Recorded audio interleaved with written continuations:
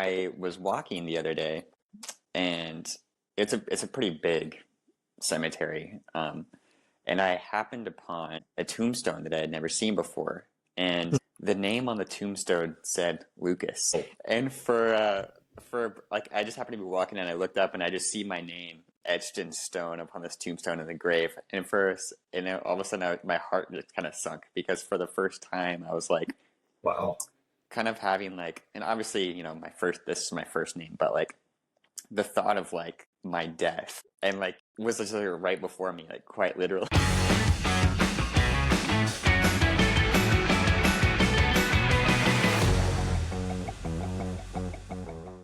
Welcome to another episode of the Cale Clarke Show. I'm here once again with producer Lucas Holt. So good to see you. We're going to have to alter our opening tradition a little bit today because usually we crack open a can of diet soda. I think RFK Jr. doesn't want us drinking out of cans. I'm not so sure. We'll see what happens. So we're kind of going to change it up a little bit. We're going to go with coffee, just straight up coffee. So I've got my Good Morning Handsome mug. And I know you might say that's a misnomer right away, but Lucas has his portable coffee mug. Watch out for those plastics lining it. Anyways, I don't want to ruin your coffee. Cheers. Cheers. Let's have a little sip here. Oh, yeah. And we've got lots to talk about. Lucas, I just got back from a trip to Manhattan, New York City, where I interviewed in person Sahil Bloom, the author, the entrepreneur. He's got well over 1 million followers on X, author of the Curiosity Chronicle newsletter, and also a new book. And that's what we sat down to talk about. It's an incredible new book called The 5 Types of Wealth. And you can pre-order your copy. And you should do that at The 5 Types of Wealth. And that's with the number 5, by the way, the 5 Types of Wealth.com. And Sahil Bloom, you can follow him on all media platforms as well, at Sahil Bloom, SAHIL Bloom. That's his handle on all of them. Lucas, it was an incredible interview, and I can't wait for people to see it because we did film it and hear it as well on the podcast. That will be coming out soon around the release of the book, around the New Year's time.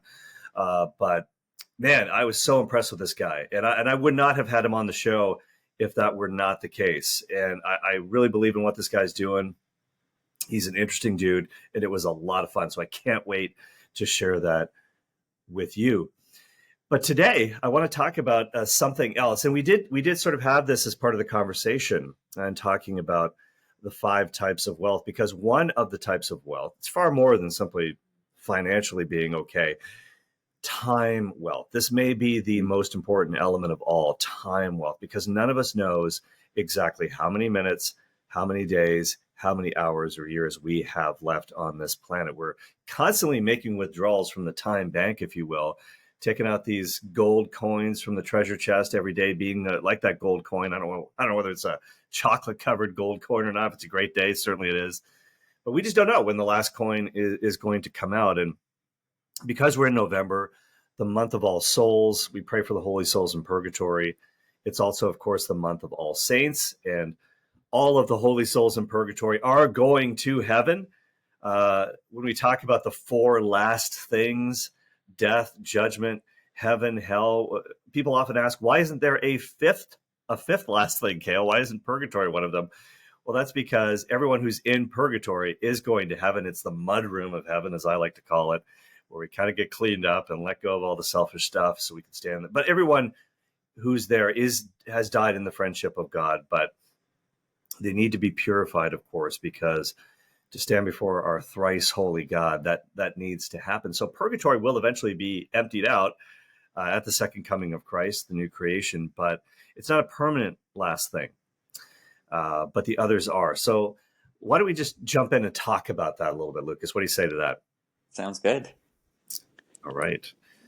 You pretty much have to agree to that because I'm going to do it anyways. But I know I could say no. Actually, can we talk about something different? let's switch topics. Let's talk about the mess that's going on with the Chicago Bears coaching staff. No, let's leave that for another time.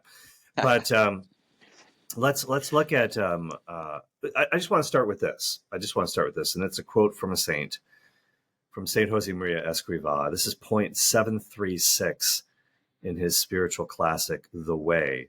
It's in the chapter on last things. I love this point. He writes, Have you seen the dead leaves fall in the sad autumn twilight? Thus souls fall each day into eternity. One day, the falling leaf will be you. It's pretty sobering. I mean, there's certainly where I live, there's sort of a lot of trees, woods. I always have my gutters just stuffed with leaves. It's one of the most frustrating times of the year in a certain sense. But I always think of that quote when I see the leaves falling to the ground in autumn. It's my favorite season. And we do know this. It is a point, as the book of Hebrews tells us in Hebrews 9:27, it is appointed for mortals to die once, and after that, the judgment. I think I've told you this story before, Lucas, about the time I got fired. Now you're going to say, which time, Cale? There's been so many, but I got fired from a regular teaching gig or speaking gig that I had years ago. I had this is kind of a long running arrangement that I had with a Catholic high school. I'm not going to name the school, but it was an all boys group. And at the start of the year, I was the retreat speaker. And it was always for the grade 10 boys. And we used to talk a lot about the afterlife. I talked to them about the theology of the body, the future resurrection. They like that stuff. And kids do like talking about the four last things. It doesn't freak them out. They actually like talking about, I don't know if you've noticed this, Lucas, but you've done a little bit of teaching in your time. They love talking about the afterlife, even hell. They want to know about the demons, how they became that way. All of these questions that the kids have about the afterlife. And usually they're not freaked out by it. They kind of want the straight goods. I feel like kids have a very, very good innate BS detector. Even if they're not catechized, even if they don't really know the teaching of the church very well, I feel like they kind of know when you're trying to snow them. And they can sort of tell when people aren't giving the fullness of the faith. They're holding something back, or there have been many attempts over the last few decades to try to water down the faith to make it more quote unquote palatable.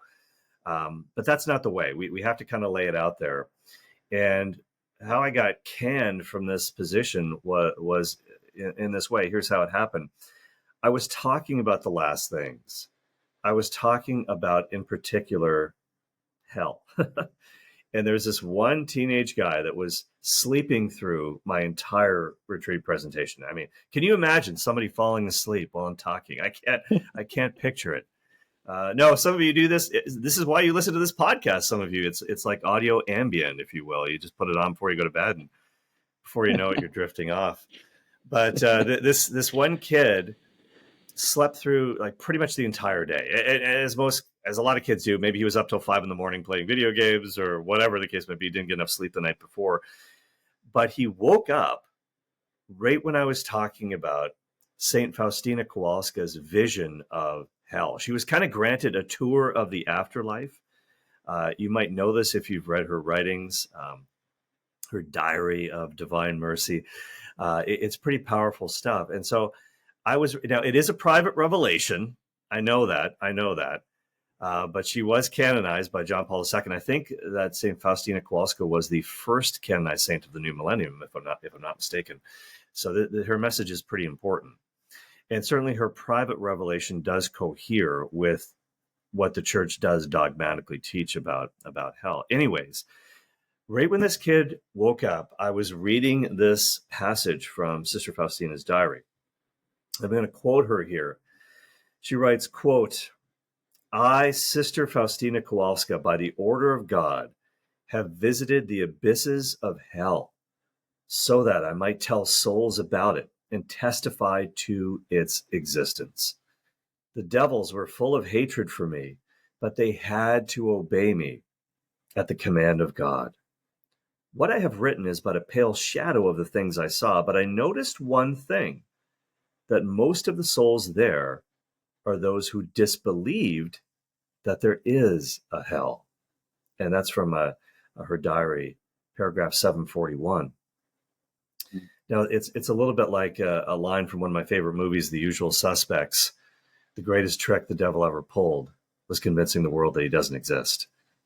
And he's not necessarily going to come at you wearing a Halloween costume with the red horns, the cape, the twirly mustache, and the pitchfork. I like to tell people, usually his temptations are going to be a lot more subtle. As long as you're not doing the will of God, he's got you right where he wants you.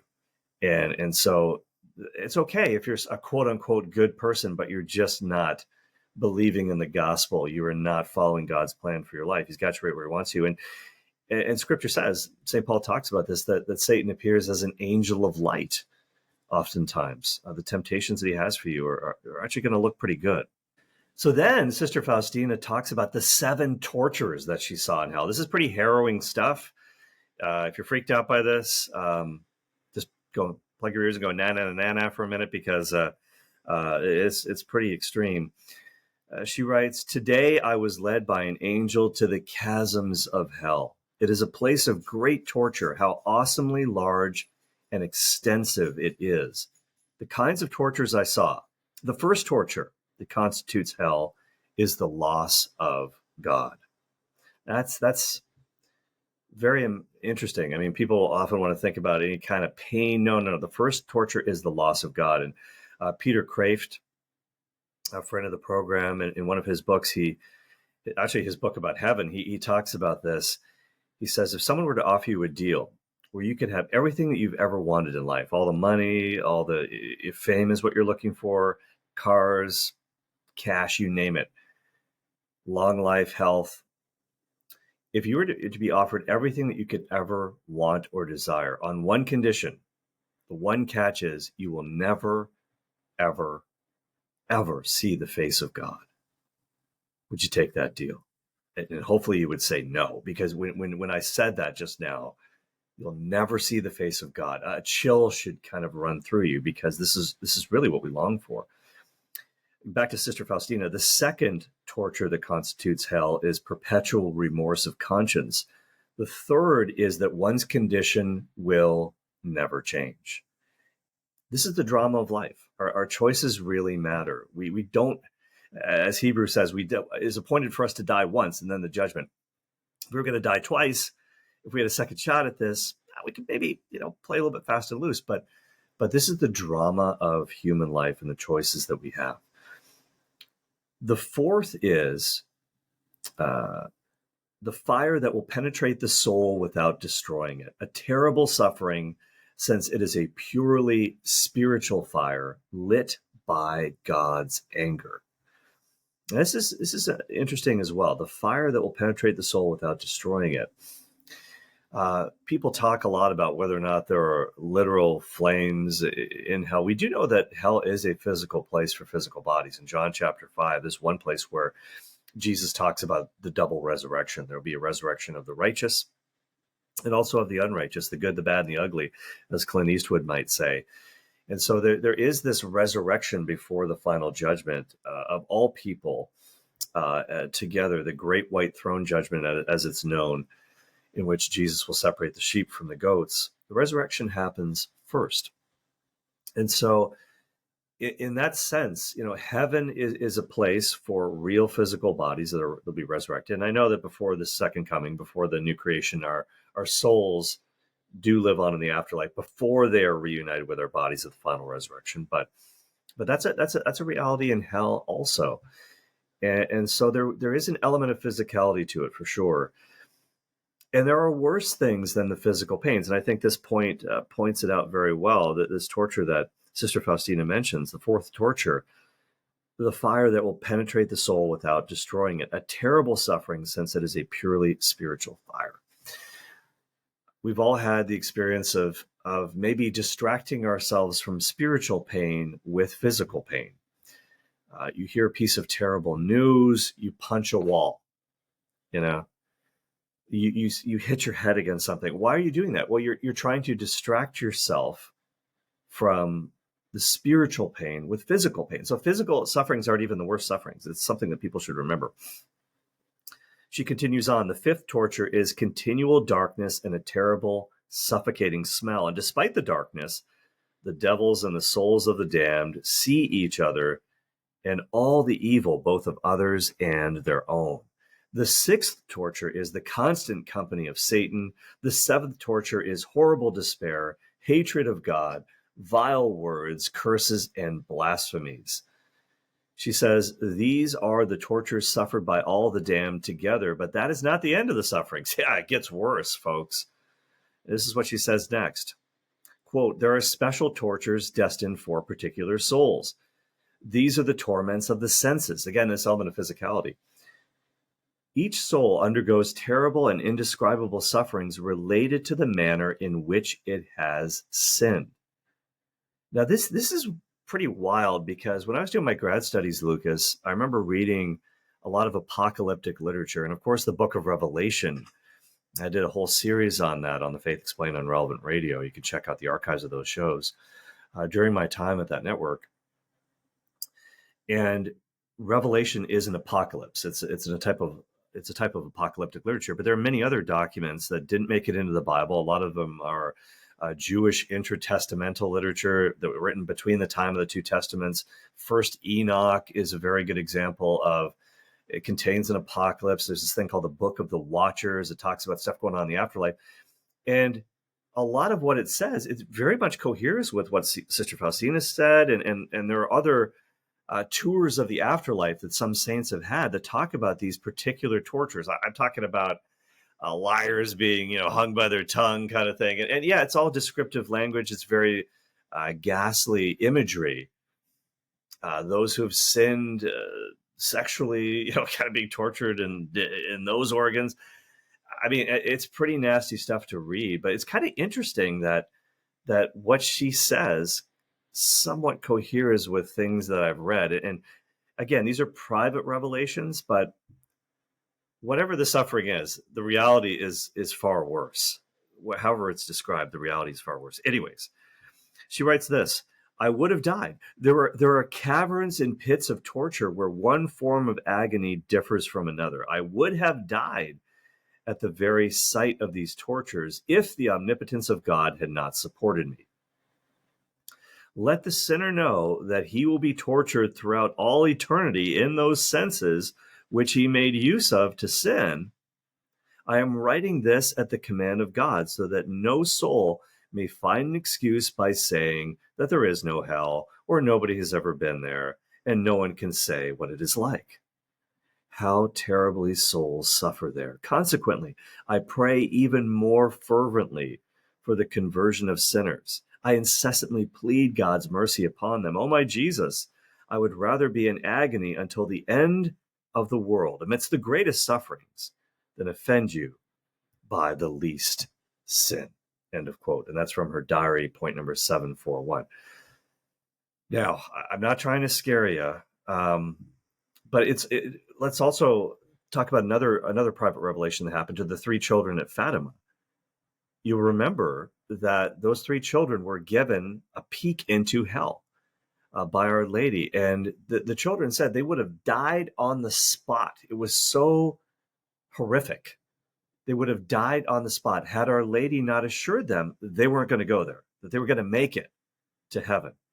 She did say, Francisco is going to have to pray a lot more rosaries. He's going to have to pray a little better, but he's going to make it. He's going to make it. Okay, you're all going to make it. So they were just like, thank goodness, thank God, literally.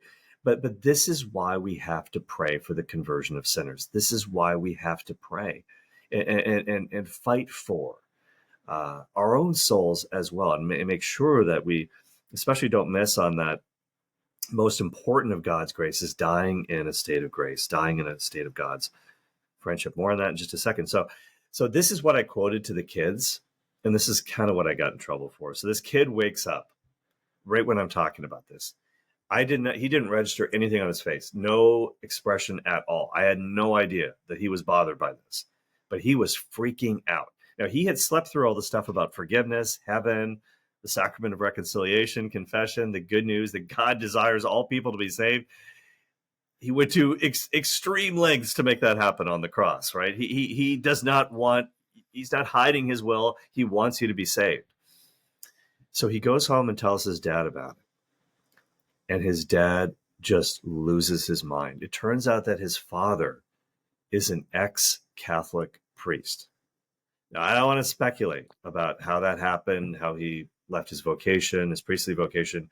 Obviously got married, was laicized, got married, had a family. He calls the school and just reads them the riot act. He says, you have to get rid of this guy, Clarke. I don't ever want to see him talking to our students again. Don't you know? This is what the ex-priest dad said. Don't you know that the church got rid of hell with Vatican II? I mean, no. What Vatican II document are you referring to? The church does not have the power to get rid of hell. It either exists or it doesn't, and the church is just telling us. At any rate, rest assured, there's no Vatican II document that talks about this at all.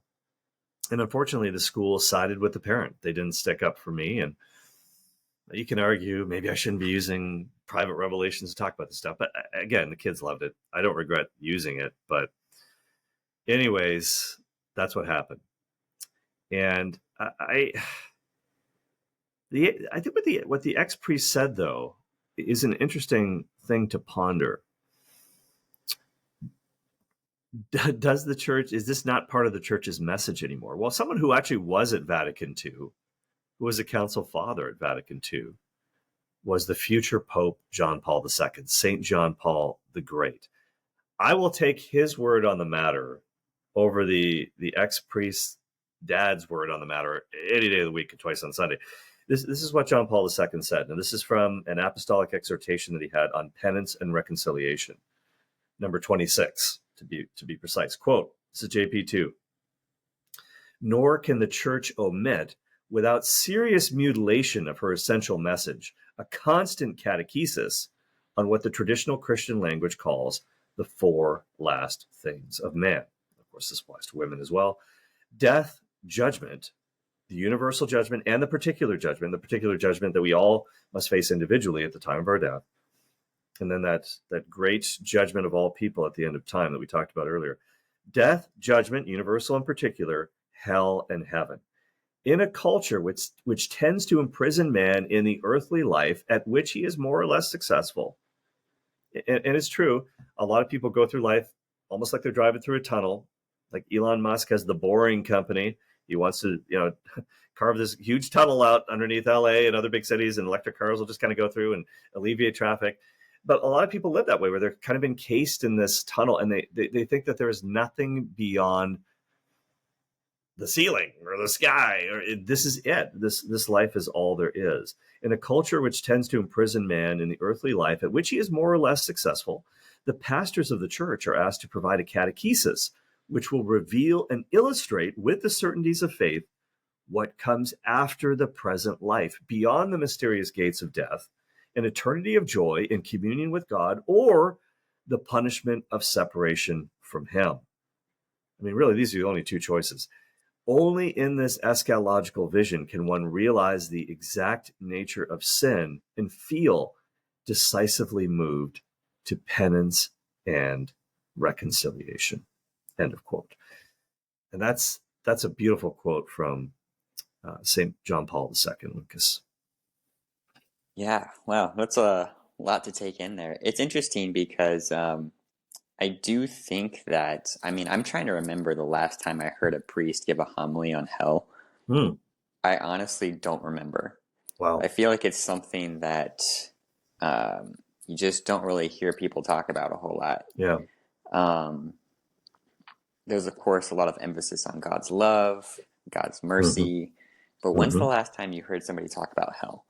And so what I like about that quote from John Paul II is, I think in order to understand God's love, and you have to recognize what's at stake. You got to recognize he's not just what he's saving you for, but what he's saving you from. Yeah. And once you get the full picture, the kind of eschatological vision, as John Paul II calls it, then the heart is moved more towards this conversion and penance, recognizing, the cost of everything and just how far Christ went to redeem us. Literally going to the pits of hell and up, back through, all the way to the right hand of the Father. Yeah. And so, and it's interesting because, Cale, I wanted to ask you this. I've heard people say, I don't know if this is true or not, that the topic of hell is something that Jesus actually talks about more than almost any other subject in the Gospels. Is that true? It's true. It's absolutely true. So And by the it's way, just one thing that you yeah, said there, and I know you didn't necessarily mean it like this, but a lot of people are confused too by the line in the creed. He descended into hell. Jesus did not yeah. descend into the hell of the damned. Um, the Correct. word Yeah. hell was, I mean, the word hell, Sheol, which is translated as hell, was kind of a catchword for the entire realm of the dead, as it was known at the time. And where he actually went was to a place in the Old Testament known as Abraham's side or Abraham's bosom. That's where the righteous dead of the Old Testament period were kind of in a holding tank. It was a nice place, kind of like a resort, probably. But he said, okay, now you can go into the fullness of heaven. He swings the gates open wide. So there is no second chance after death. That's not what it was about. He wasn't saying, guys, okay, this is your last chance down here. You know, you want to come with me or stay here? No, that's not what that was all about. But there's some confusion about that. Um, and I do think that there isn't enough teaching on all of the afterlife. I mean, when's the last time you heard a sermon on heaven, for that matter? Yeah. Right? It's a hard thing to preach about and teach about, actually, because as St. Paul says, no eye has seen, no ear has heard, nor has the mind even conceived what God has prepared for those who love him. So how can we really talk about it? Well, there's still some things that we can say about it for sure. And one of my favorite books on that is Peter Kraft, as I mentioned before, his book called Heaven, the Heart's Deepest Longing. It's funny, Lucas, Jesus talked more about hell and also money more than almost any other topic. And it's clear that in terms of the first, he doesn't want us to go there. And number two, money is a resource that we've been entrusted with, a treasure. We really got the treasures of time, talent, and monetary treasure, if you will, that he's entrusted with us. And we have to be good stewards. We have to be proven to be good stewards of those things. So much we could say about that. But I do think that in general, people don't want to talk about this. And this may be one of the reasons why we don't hear a lot of homilies about this either. You know, priests are human too, and they get, you know, snarky comments when they mention certain things. It shouldn't deter them, of course, if they're preaching the truth. But I think just in general, people in the culture don't want to talk about death and what follows. And it's for a very simple reason. In fact, there was a 17th century Spanish priest by the name of Father Pedro de Auxular, and he wrote a book, and the title of the book is Later. Later, it's a translation, but it's really about spiritual lukewarmness and this whole idea of, I'll get right with God later. I'll think about becoming a saint later, or even other important things in our lives. I'll work on my marriage later. I'll develop my relationship with my child later. Later. Well, this is one of the things that I talked about with Sahil Bloom. Later equals never. Later equals never. This is really lukewarmness in action. This lack of action. And people don't want to talk. People want to say later to thinking about and talking about these issues as well. We don't like to talk about death. It seems too final. That's why when a loved one does die, we use euphemisms like he passed on, instead of he died. And maybe some people, like that ex-priest father of the student who was shocked by this teaching on the afterlife. You know, there are a lot of people who probably do think if the church would just stop talking about that, maybe people would come back, non-believers would come into the church if we had a less doom and gloom kind of message. But it's actually a message that does ultimately bring joy, because it's the truth. It's absolutely the truth. And for atheists, death is really meaningless to them. There's a biblical book in the Old Testament, the Book of Wisdom, the Wisdom of Solomon, if you will. Now, Solomon himself didn't write it, but it's attributed very often to him. He is really the paragon of wisdom in the Old Testament. In Wisdom chapter 2, it says this, Lucas: "For they reasoned unsoundly, saying to themselves, 'Short and sorrowful is our life, and there is no remedy when a man comes to his end, and no one has been known to return from Hades.'" And then again, this is this return from the realm of the dead. And of course, Jesus' resurrection hadn't happened yet. He did return from the realm of the dead. It goes on to say this, because we were born by mere chance. How many people believe that today? That we're born, conceived by mere chance. God had nothing to do with this. Random.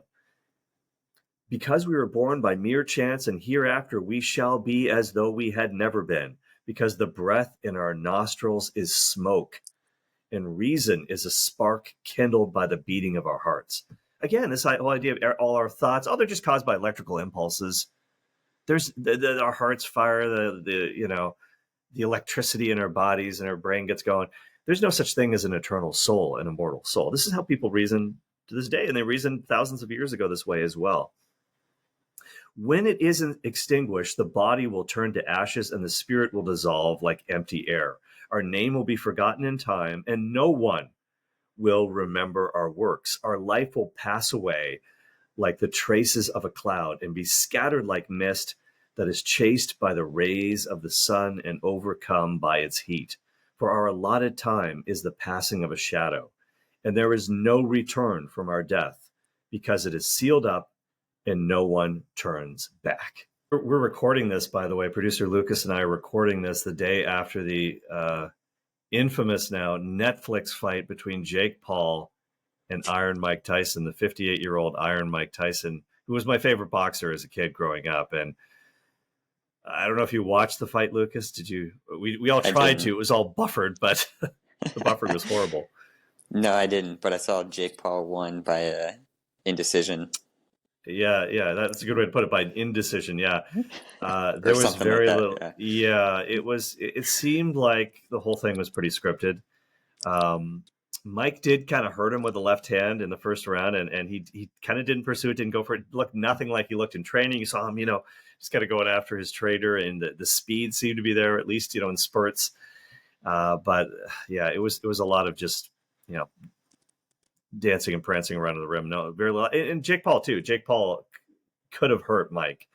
I think, his legs are going. His age was showing for sure in the later rounds. It seemed as if they were content just to make sure that nobody got knocked down on either side, and everybody just kind of takes their 20 million and goes home. But anyways, big disappointment.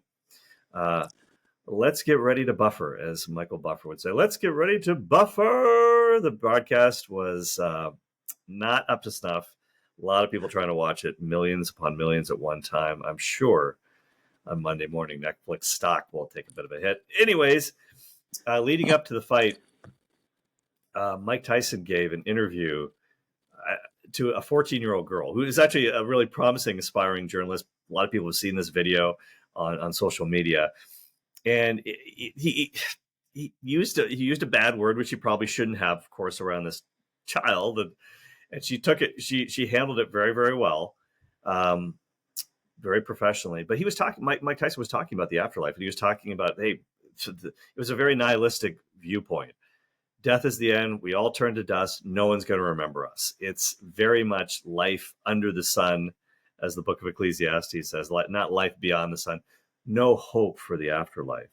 And this is the kind of attitude that we see in the book of wisdom here in chapter 2. So if that is the case, there's only one response that makes sense. If death is the end, there is no afterlife. It goes on to say this in Wisdom chapter 2, starting with verse 6. Come, therefore, let us enjoy the good things that exist and make use of the creation to the full, as in our youth. Let us take our fill of costly wine and perfumes, and let no flower of spring pass by us. Let us crown ourselves with rosebuds before they wither. Let none of us fail to share in our revelry. Everywhere let us leave signs of enjoyment, because this is our portion and this is our lot. Let us oppress the righteous poor man. Let us not spare the widow, nor regard the gray hairs of the aged. And how true that is, too, in our own time, that the gray hairs of the aged, we're pushing them out of the culture, rampant euthanasia. I would say over 70% of nursing home patients get no visitors. And the option of eliminating these inconvenient people is becoming tragically more and more of an option. Pro-life has to go from womb to tomb. There's no question about it. Anyways, it goes on to say, but let our might be our law of right. Wow. Might makes right, the will to power.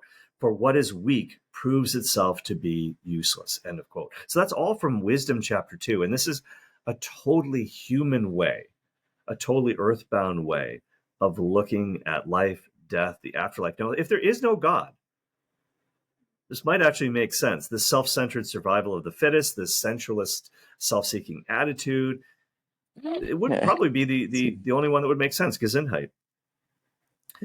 That sensualist, self-seeking attitude would really be the only one that makes sense. And this is the attitude that St. Paul condemns in 1 Corinthians 15, that incredible chapter on the resurrection. If there is no resurrection, if the dead are not raised, he says, let us eat and drink, for tomorrow we die. Party on, Wayne, party on, Garth. This world is all there is. Death is the end. But we do know that that is not the case. There is an afterlife. There is heaven, hell, the future resurrection. We got to make sure that we spend eternity in heaven with the Blessed Trinity and all the angels and saints. So this is not a new attitude. It's been around, and the Bible deals with it. One of the many refreshing ways the Bible does not shy away from the tough questions of life, Lucas. Yeah. Even in the, that kind of sounds similar to what you're reading there from the Wisdom of Solomon from the book of Ecclesiastes. Yeah. I mean, the entire book of Ecclesiastes reads almost kind of like this pessimistic view of like, of life, and in the end, what really matters. And, but counterbalance to that, this idea of hope, which the book of wisdom comes back to. And I remember when I was senior in college, and I was kind of in my existential crisis, if you'll call it that. And I wasn't sure whether or not God existed. And I was kind of grappling with like this questions of like, why am I here? What's my purpose in life? Yeah. I'd achieved these things that had been working towards, and it didn't bring the fulfillment that I thought it would. And I was like, why am I here? And I genuinely did not know the answer to that question. And then, you can get to a really dark place because you start to think, well, maybe it would be better if I wasn't here. And at that point in my life, I would thought death was just kind of like, he just kind of ceased to exist. Like, like if you've Mike ever Tyson seen, was saying. Yeah, like if you've seen the Avengers, Thanos just kind of snaps his fingers and he'd turn to dust, and you just kind of, that's it. That was kind of my perception of the afterlife at times. You just kind of cease to exist, and that's that. And I'm like, well, I mean, that doesn't sound terrible. Like, I'm sure there would be things that I would miss, but if I'm unconscious and I don't even exist at all, then I'm not going to have any recollection of anything, and that's not that bad. But that, of course, was not a proper way of looking at things. And, thanks be to God, eventually I became a Christian and then Catholic, and learned about all the various things. But like, I think which is why it's so important what you're hitting on here, which is that like, if you have a wrong conception of the afterlife, then it can go a lot of different directions. And so it's so important to know what's at stake, not just hell, but also the hope of heaven, so that people can decide right now how to live their life and choose to follow God or not. But if you choose not to, know what you're choosing, essentially, you know what I mean? So yeah, it's a sobering thought, but it's also is kind of what makes life meaningful, because it's like a drama, like you said, the drama of life, and we are in God's drama, and we have a role to play, not just in our own lives, but in the lives of other people. So absolutely, and really, the opiate of the masses is that there is no afterlife. There is no judgment for anything that we've done, good or evil, and we just cease to exist. And that can also lead to despair, maybe a little bit of what you experienced as well, Lucas. And that's why for me, when I was in university, and I discovered through campus missionaries who knocked on my door the evidence for the resurrection of Jesus Christ in history. That's what changed my life.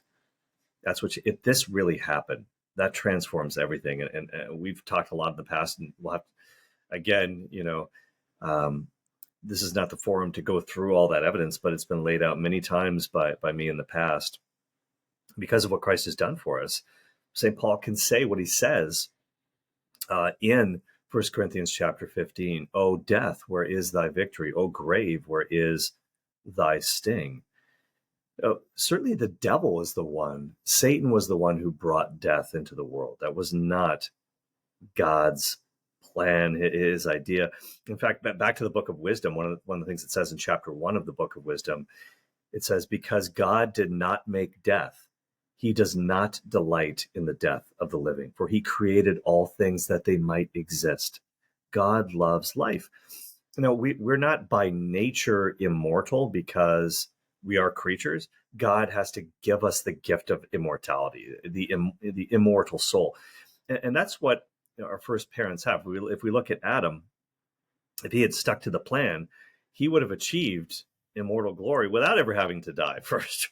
But the devil, out of jealousy, tempted our first parents into sin, into original sin. And here's what it says. Again, the book of wisdom is so rich. This is back to the book of wisdom, chapter 2. For God created man for incorruption and made him in the image of his own eternity. Like that's incredible that we have been created in the image and likeness of God. We have a rational soul that's eternal. But through the devil's envy, this is Wisdom 2:24, death entered the world, and those who belong to his party experience it. And we do all have to experience it because of the choice that our first parents made. Thanks, Adam. Thanks, Eve. With the exception of the Blessed Virgin Mary, of course, we carry the mark of original sin. And we're marked for death because of that. And with apologies to Steven Seagal, his movie Marked for Death, 1990. All right. But this is exactly what St. Paul says. The wages of sin is death. He says this in Romans. The wages of sin is death. We've all sinned. We all deserve to die. Nobody can say that they haven't done it, except for Our Lady, of course. And St. Thomas Aquinas talks about the necessity of death, that we have to pay the price for original sin, even though the guilt can be forgiven, of course. We still have to undergo death. And our personal sins, all of them merit death. The Easter liturgy speaks of the necessary fault of Adam. This is interesting, that gained for us so great a Redeemer. That's in the famous Exultet that we sing at the Easter Vigil. It's just unbelievable that God knew all along that this was going to happen. It wasn't a shock to him that his children would take the bait from the evil one, this fallen angel. But the fact that we do have this great of a Redeemer in Christ changes everything. And that's why we can look at death differently than an unbeliever does. And Paul writes in 1 Thessalonians 4:13, we do not grieve as others who have no hope. We do grieve when a loved one passes. We're human, but we don't grieve without hope because Christ has conquered death. We don't turn a blind eye to death. We don't try to paper over the pain. It's not going to be a fun experience in all likelihood as we're going through it. It reminds me of what Seinfeld said, one of his bits. He said, hey, I'm not afraid of death. I'm not afraid of death at all. It's the dying part that scares the hell out of me. And that's true. People's number one fear is, actually, it's public speaking. Number two is death. And he said that means at most funerals, you'd rather be in the casket than giving the eulogy. But there is joy after the pain. And nobody can say that Jesus doesn't understand this. He went through it himself. He had the agony in the garden. Let this cup pass from me. He knew it was coming with the horrors of crucifixion. But in the book of Hebrews, it says, for the joy set before him, he endured the cross. There is that hope. And you spoke about hope earlier, Lucas, the hope of the afterlife. St. Jose Maria Escrivá said, for others, death is a stumbling block, a source of terror. For us, death, life, is an encouragement and a stimulus. For them, it is the end. For us, it is the beginning. One of my professors, when I was in grad school, he said that he wanted to have this put on his tombstone. The best is yet to come. The best is yet to come. And I always said I wanted to put on my tombstone, see, I told you I was sick. But And It's that's a funny. terrible joke, but um, Sahel Bloom, when he wrote about this recently in his Curiosity Chronicle newsletter, the power of the dash. You know, this goes into this concept Mm, of time and being good stewards of it. When you see a tombstone, there's always that dash between date of birth and date of death, and everything that's important takes place within that dash, and that covers a lot of time, a lot of periods in our life, a lot of years, a lot of decisions that we make. But this is what we have to focus on, because once death comes for us, there's no second chance. And this is why it's so important for us in this month of November to pray for the holy souls in purgatory, because they can't merit anything on their own anymore. They had their chance. Yeah, and it's over now. And so they're counting on our prayers to help them to get into the glories of heaven, to get out of that mud room of purgatory into the living room, if you will, with all the angels and saints. They could taste it. They could taste that heavenly banquet. We really have to yeah. help them with that. So I I work where I work. There's a Catholic cemetery close by, and Mm, I've gotten into a habit of kind of walking over there on my lunch break. Sometimes I'll go over there, and especially since we're in November, it's it's kind of nice to yeah. pray and all of that. And I was walking the other day, and it's a pretty big cemetery. And I happened upon a tombstone that I had never seen before, and Hmm. the name on the tombstone said Lucas.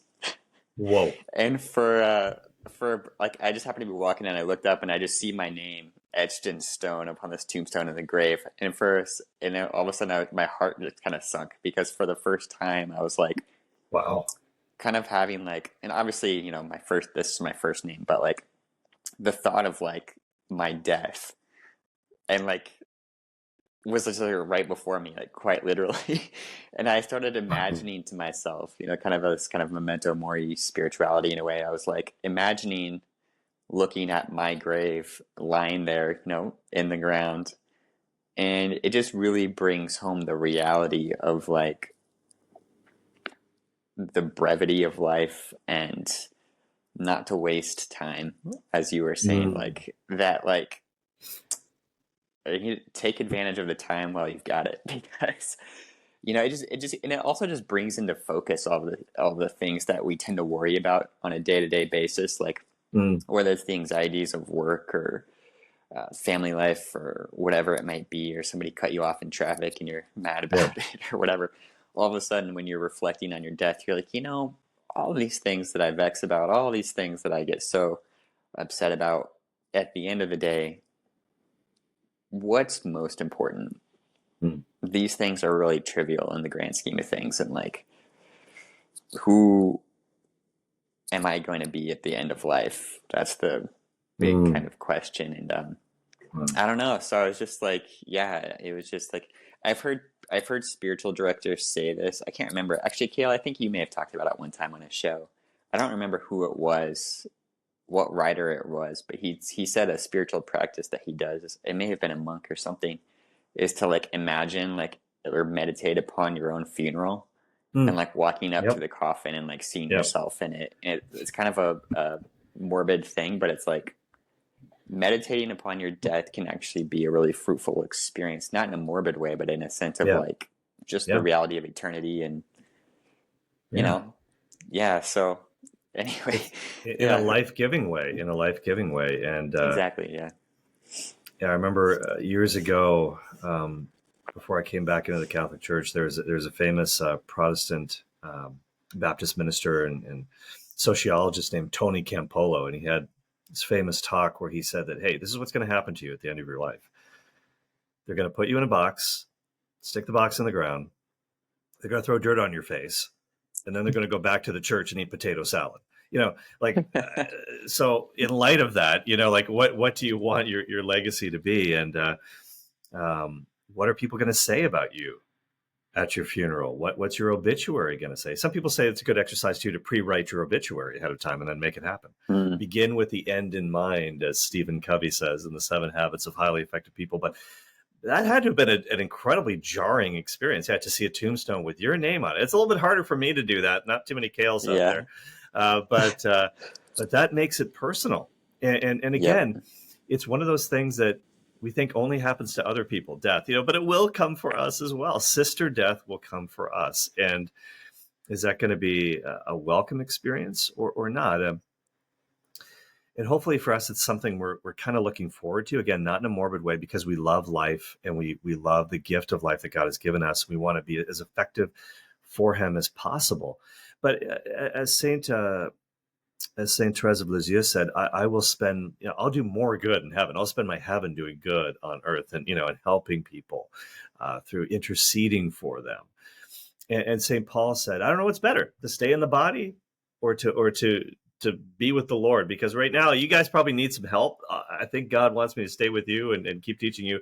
But no matter what, as the funeral liturgy says, life has changed, not ended. It's just a change of address. But we do have to be ready for it, because there are no do-overs in this life that we have been given. And wow, it's incredibly sobering, this whole month. And I'm glad also you mentioned Memento Mori, Lucas, and a friend of the program, Sister Teresa Aletheia Noble, formerly of the Daughters of St. Paul, and now she's obviously beginning a new congregation. She has written so much over the years about Memento Mori and this concept of remembering your death. And Sahel Bloom and I talked about the fact that Roman military heroes, and this is in his book, The Five Types of Wealth, that after a great victory, there would be someone riding behind them in the chariot as the cheering throngs were welcoming the conquering hero home. Somebody would be whispering in this guy's ear, Memento Mori, remember your death. You're human, you're mortal, you're going to die. And of course, saints of the church have picked up on this so much. St. Jerome very famously had a skull on his desk, and many others did as well, just to remind him of this practice.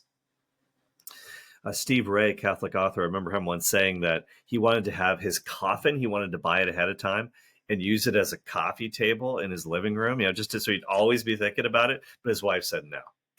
I draw the line there. I draw the line there. You're not going to do that. I'm so sorry. But Sister Teresa Aletheia Noble, who has written so much about the Memento Mori concept, you can look for her books online. They're fantastic. She talked about the fact that we have to, when we think about our own death, we have to model it on the death of Jesus Christ. This is, I think, a really interesting thought for us to close with, Lucas. She writes this, and she said this in an interview with Verbum. They're amazing Catholic Bible software. I use it all the time. This is not a paid promotion or anything. This is great stuff. But they interviewed her for sort of their online magazine, and she said, death is inevitable.